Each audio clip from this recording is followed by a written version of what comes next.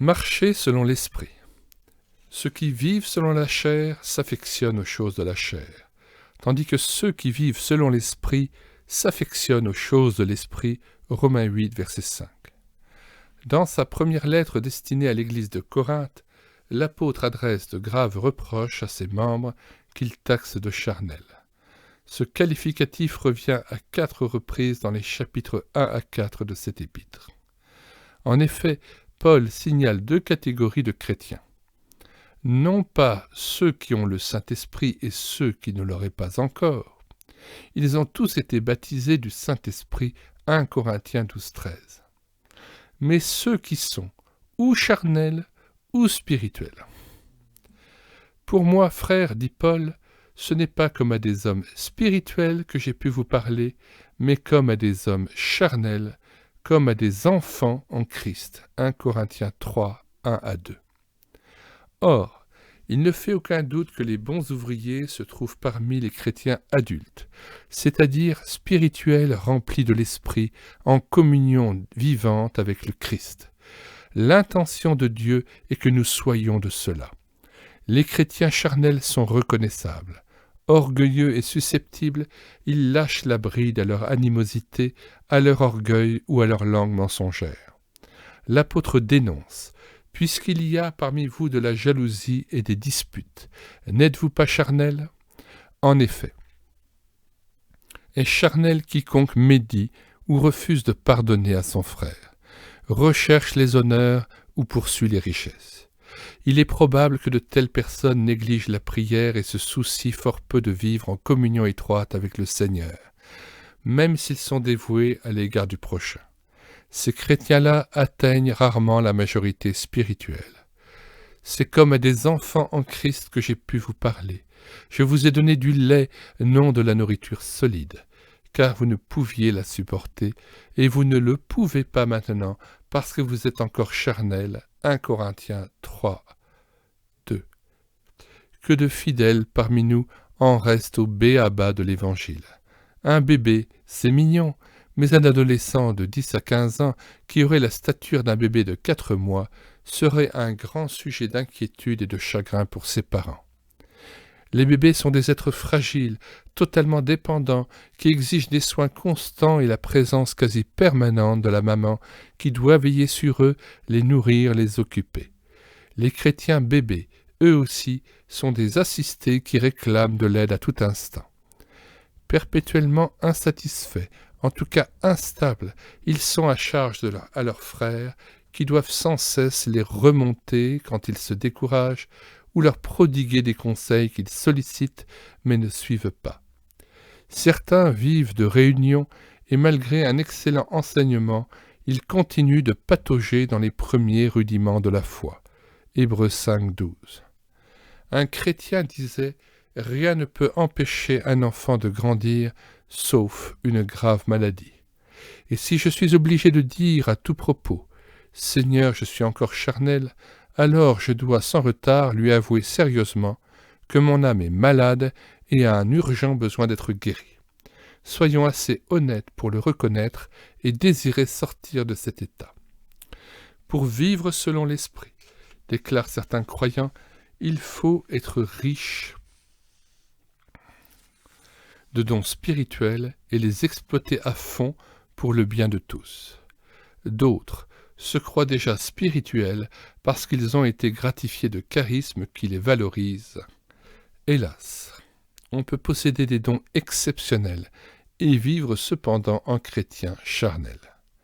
Car les dons spirituels sont une chose, vivre en nouveauté de vie en est une autre. Au début de sa première lettre, l'apôtre déclare que ses amis de Corinthe ont été comblés de toutes les richesses qui concernent la parole et la connaissance, de sorte qu'il ne leur manque aucun don. 1 Corinthiens 1, 5 à 7. Pourtant, malgré cette abondance de dons, ces chrétiens immatures vivaient dans le désordre et les conflits perpétuels. Posséder le don de prophétie, toute la foi qui transporte les montagnes, avoir la capacité de parler la langue des anges n'est rien. Avoir la capacité de parler la langue des anges n'est rien, absolument sans valeur, si je n'ai pas l'amour. 1 Corinthiens 13, 1 et 2. Je puis être un brillant évangéliste, un enseignant chevronné, connaître le succès dans le service de Dieu, et me montrer pourtant orgueilleux, jaloux, querelleur, autoritaire, prouvant ainsi que je marche selon l'homme. Ne nous laissons pas leurrer par des dons brillants, et ne disons pas « mais je travaille pour le Seigneur, il me donne du succès et mes frères m'apprécient ». L'apôtre écrivait « Ce qu'on demande des dispensateurs, c'est qu'ils soient trouvés fidèles. Pour moi, il m'importe fort peu d'être jugé par vous ou par un tribunal humain. Je ne me juge pas non plus moi-même, car je ne me sens coupable de rien. Mais ce n'est pas pour cela que je suis justifié. Celui qui me juge, c'est le Seigneur. » 1 Corinthiens 4, 2 à 4. Même le plus qualifié d'entre nous pourrait s'agenouiller devant Dieu pour lui dire « Seigneur, l'orgueil habite en moi, l'égoïsme tient loin des autres, et je tolère parfois des pensées impures. J'ai soif de sainteté. En fait, j'ai soif de toi. Quoi qu'il en soit, laissons-nous quotidiennement sonder par celui qui nous connaît parfaitement et veut le meilleur pour nous. Pourquoi les chrétiens sont-ils si peu soucieux d'être spirituels? Sans doute parce qu'ils s'imaginent que la chose est de peu d'importance et ne les concerne pas. Peut-être n'ont-ils pas reçu un enseignement précis sur ce sujet trop rarement abordé dans les églises. De là tant d'idées vagues et erronées sur la question. Les uns pensent que la vie selon l'esprit est une faveur accordée à des chrétiens exceptionnels de la trempe des apôtres.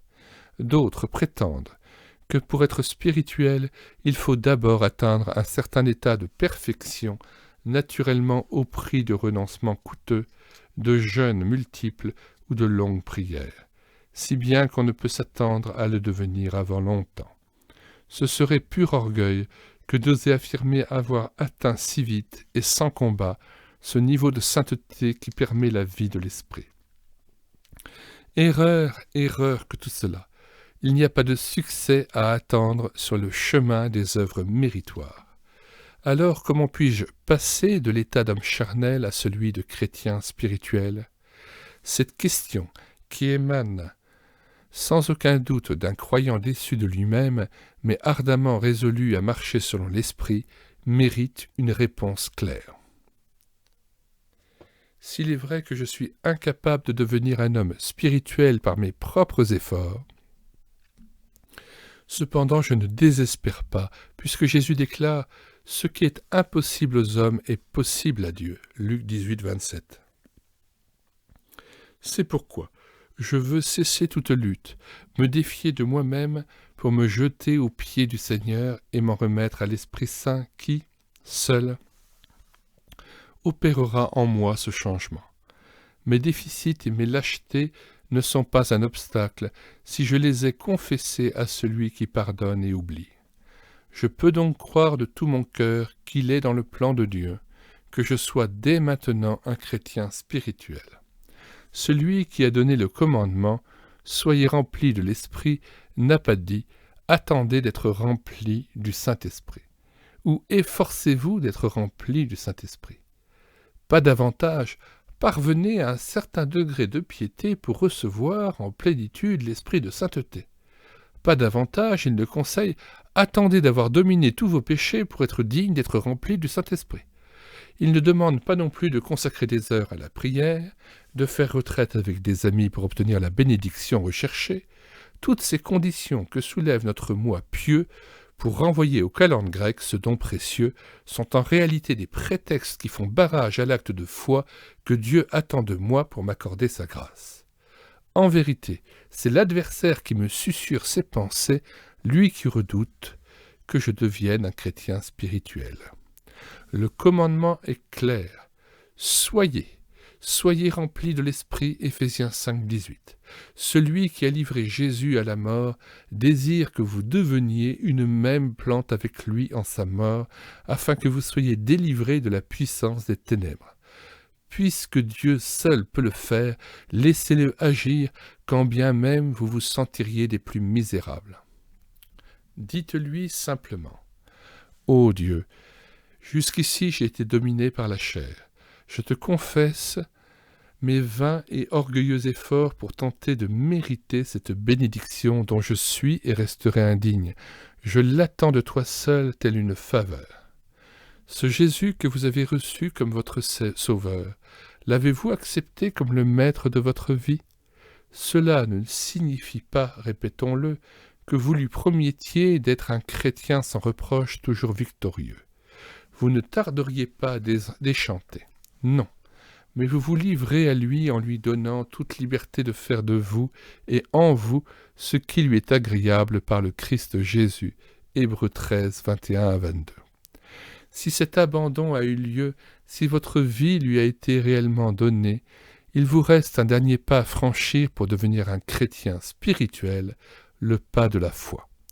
Plutôt que d'attendre une expérience bouleversante qui vous mettrait en vedette et vous comblerait d'aise, ce qui serait marcher par la vue, croyez de tout votre cœur que la bénédiction promise est pour maintenant, sachant que la bénédiction attendue est une personne, le Christ présent en vous par le Saint-Esprit. Lui ne déçoit pas. Louez-le pour l'œuvre qu'il accomplit maintenant en vous et croyez qu'il a le pouvoir de vous préserver de toute chute. Nous désirons que chacun de vous montre le même zèle pour conserver jusqu'à la fin une pleine espérance, en sorte que vous ne vous relâchiez point et que vous imitiez ceux qui, par la foi et la persévérance dans la foi, héritent des promesses. Hébreux 6, 11 à 12. Question. Êtes-vous un chrétien charnel ou spirituel? Dans quelle catégorie vous trouvez-vous?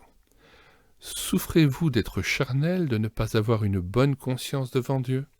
Croyez-vous que Dieu veut vous accorder sans délai d'être un chrétien spirituel pour le bien servir? Voudriez-vous lui consacrer votre vie et vous confier pleinement en lui pour qu'il réalise ce juste désir? Si oui, bénissez le Seigneur pour sa victoire en vous appuyant sur la promesse de Marc 11, 24.